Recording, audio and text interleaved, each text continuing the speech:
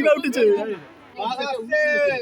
হ্যাঁ আসছে, মান আসছে, লঞ্চগুলো দুলছে এবার। এইবার জেটি ঘাটে ধাক্কাটা মারবে, এই এসে গেছে, এই সামনে সামনে এখানে, ওই তো জেটি ঘাটের সামনে এসছে।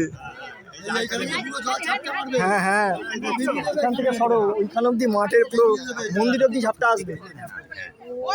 এখানে দাঁড়িয়ে লাভ নেই, মধ্যিখান অব্দি এখানে মাঠ অব্দি জল আসবে। চলো, এখানে দাঁড়িয়ে লাভ নেই,